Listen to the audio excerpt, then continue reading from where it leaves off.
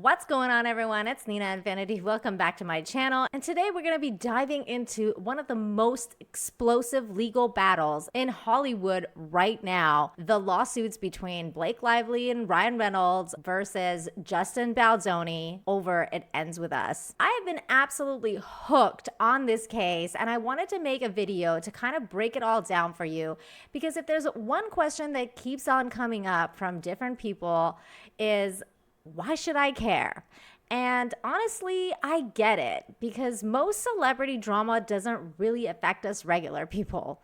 And it's often just Hollywood gossip. And let's be real, most people, especially guys, don't really care about this kind of stuff. But this is different. Why, Nina? Why is this different? Well, because this isn't just about petty Hollywood feuds. This is about power, influence, and reputation destruction, and basically life ruination on a massive scale. We're talking about Ryan Reynolds here, aka Deadpool himself, a guy with huge influence over young minds. Then there's Blake Lively, half of what's considered Hollywood's golden couple. She might not be as big as Ryan, but she's got a dedicated fan base, and yeah, I used to be one of them. Shout out to my fellow Gossip Girl fans. Even though I was always more of a Blair Waldorf girl myself, Blake always had that it girl image. Stylish, successful, a mother, and a perfect role model for young women everywhere.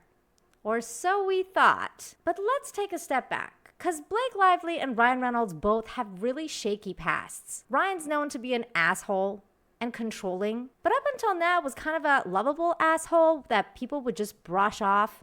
You know the type. For those who've been paying attention though, let's not forget that he was married to Alanis Morissette, cheated on her with Scarlett Johansson, then cheated on Scarlett Johansson with Blake Lively, moved on to her, who seems to be his perfect match. A true match made in narcissism heaven. As for Blake, her reputation wasn't spotless either. She's always had a reputation of not exactly getting along with her co-stars, even during her time on Gossip Girl. I think I'm just brunette because of the books.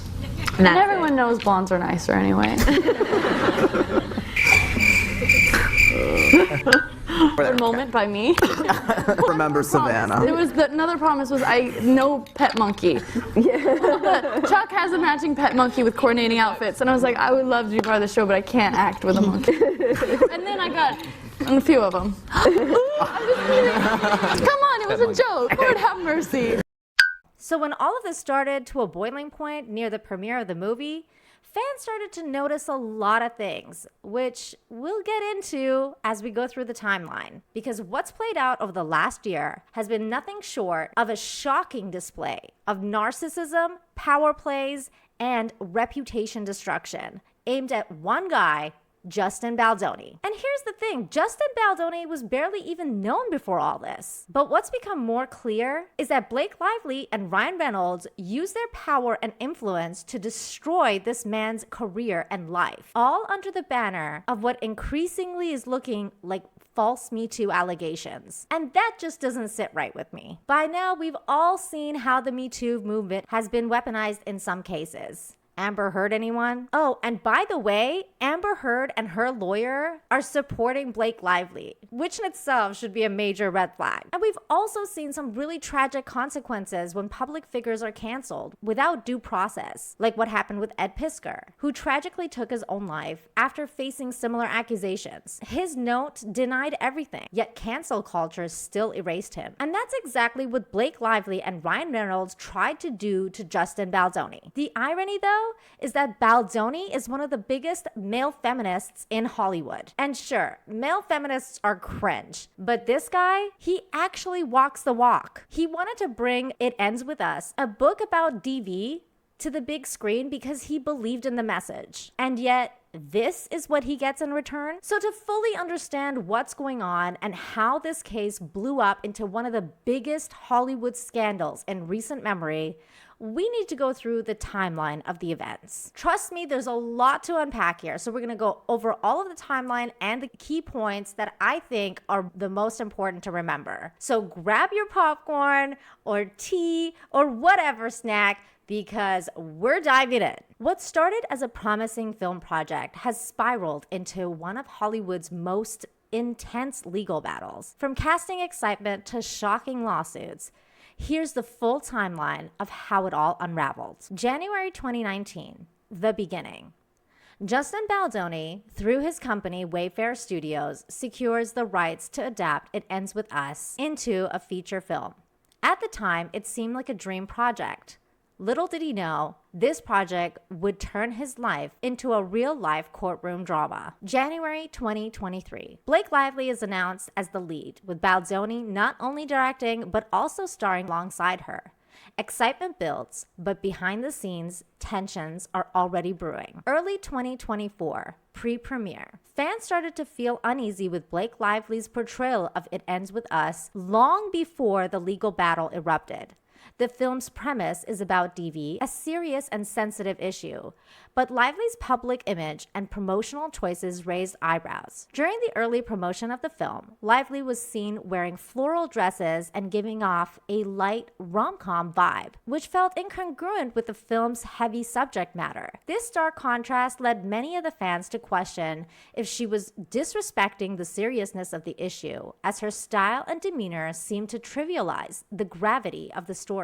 Some felt Lively's branding of the movie through her personal style and social media posts was sending mixed messages. Instead of empowering and acknowledging the painful realities of DV, her approach seemed to glamorize the material, which didn't sit well with the audiences who wanted a more powerful, responsible portrayal of such an important topic. Friends, wear your florals and head out to see it. August 2024. By the time the film is released, something was clearly wrong. Fans noticed that Lively and Baldoni were avoiding each other during the press tour.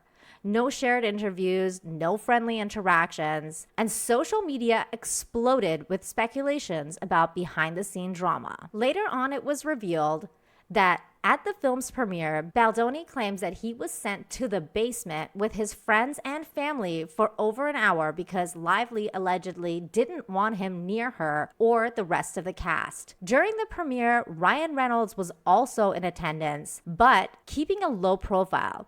Observers noticed that he had appeared uneasy when seen alongside Lively, adding fuel to rumors of deep tensions. During the premiere, Blake also casually dropped a bombshell while talking to E! News on the red carpet that Ryan Reynolds actually wrote the rooftop scene, adding more credence to what Justin Baldoni has been alleging, that Blake and Ryan have been underhandedly wanting to take over the project since day one. Ryan's here tonight. What is it like for the both of you to be promoting major motion pictures at the same time? Oh my gosh, it's just so thrilling in our house right now. We help each other, we work together so much. So the iconic rooftop scene in this movie, my husband actually wrote it. Nobody knows that, but you know. But he wrote it. He works on everything I do. I work on everything he does. So his wins, his celebrations are mine, and mine are his. I mean, he's all over this film. December 2024. Lively files a formal complaint against Baldoni, accusing him of sexual harassment and alleging a smear campaign against her after she spoke out about inappropriate on-set behavior. December 31st, 2024. Baldoni and 9 others, including publicists and producers, file a $250 million lawsuit against the New York Times, claiming the publication defamed him in its coverage of Lively's allegations. January 1st, 2025. Baldoni fires back with a $400 million lawsuit against Blake Lively, Ryan Reynolds, and Lively's publicist, Leslie Sloan. His claim? Defamation and extortion. Baldoni's lawsuit accuses Ryan Reynolds of berating him in his New York apartment, calling him a sexual predator, and demanding that his agency drop him. January 5th, 2025, Baldoni is dropped by his talent agency. Following Reynolds' alleged confrontation and Lively's lawsuit, Baldoni's talent agency cuts ties with him. The move is seen as a major industry blow, leading to speculation that Hollywood is distancing itself from Baldoni amid the allegations. His legal team calls it a coordinated effort to blacklist him, while Lively supporters claim it's a natural fallout of the scandal. January 16, 2025. Taylor Swift enters the picture. Baldoni's legal team filings mention text messages where Lively refers to Swift and Reynolds as her dragons, loyal defenders of her vision for the film, using her connections, including Swift, to pressure Baldoni into script changes. Baldoni also claims Deadpool and Wolverine mocked him through a character named Nicepool, a sexist man bun wearing Deadpool variant who makes comments about Ladypool quote unquote snapping back after childbirth, a possible jab at Baldoni's alleged comments about Lively's postpartum body. Baldoni's lawyers send a litigation hold letter to Disney and Marvel suggesting they may sue over this. January 21st, 2025. In a dramatic turn of events, Justin Baldoni's legal team released a 10-minute unedited video from the set of It Ends With Us featuring the now infamous slow dance scene between Baldoni and Blake Lively. This footage was meant to refute Lively's sexual harassment allegations, but instead, it set the internet on fire. Lively's legal team doubled down, claiming that the footage actually supported her accusations, pointing to what they call unsolicited advances by Baldoni, a lack of prior consent, and the absence of an intimacy coordinator. They insisted that Lively's body language and subtle reactions showed her discomfort and attempts to deflect his unwanted touching. The media and the news outlets immediately jumped on the controversy, with Page Six and other publications reporting on the widely different interpretations of the footage. Was this a calculated smear or a genuine case of misconduct? The media wasn't ready to pick a side. As for the public, the internet erupted into debate. Some argued that the footage proved Lively's case, pointing to moments where she seemed tense or hesitant. Others, however, weren't buying it at all, saying that the interaction was completely within the bounds of professional acting and that Lively seemed more in control of the scene than she had let on. Reddit discussions went into overdrive, dissecting every frame and debating whether this was a Me Too moment or a total manipulation. As for me, I personally saw no inappropriate touching whatsoever. If anything, the footage made it painfully obvious that Blake was calling the shots. If she was truly uncomfortable, she had every opportunity to walk away or say something. She didn't. Instead, she seemed fully in control, directing the moment the way she wanted, even though she wasn't the director. This video wasn't a smoking gun against Baldoni. If anything, it raised even more questions about Lively's narrative.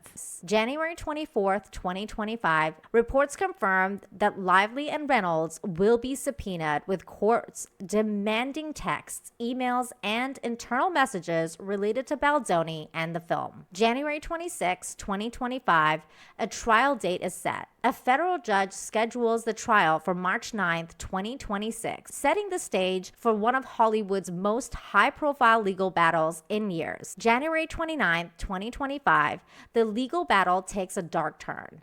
This is a minor side note, but I still thought it would be really interesting to add, just so you guys can get a picture of these people's mindset. As wildfires rage through Los Angeles, a member of Baldoni's legal team is served legal papers while evacuating with their child. The timing of this is seen by some as excessively aggressive legal maneuvering. That's exactly how I see it. Just insanely crazy. Taylor Swift distances herself. Reports emerge that Swift has taken a step back from her friendship with Lively, allegedly feeling quote-unquote manipulated and used in this dispute. I guess now they got bad blood. January 31st, 2025, Justin Baldoni's team launched the Bombshell website containing key affidavits, behind-the-scene evidence, and detailed rebuttals to the allegations against him. This move is unprecedented, and I highly encourage everyone to go to the website and read the entire thing for yourself so you can get a better idea of how diabolical and insane Blake Lively and Ryan Reynolds come across. Needless to say, the release of the website shifts public perception even more as people start questioning the timeline of the events and the validity of the accusations. In a stunning revelation, internet sleuths uncover metadata that suggests the New York Times knew about Lively's upcoming lawsuit months before it was filed. Online sleuths highlight evidence that the publication had been working to smear Baldoni by running biased pieces that align with Lively's narrative. This new discovery only adds fuel to the fire, hinting at a possible collusion to further ruin Baldoni's reputation before he could defend himself. February 3rd, 2025, Lively's team objects to having Baldoni's lawyer, Brian Friedman, take her deposition. Judge Louis J. Lemon denies the request, ruling that Lively cannot choose who questions her. God, this chick is insufferable. Gag order request denied.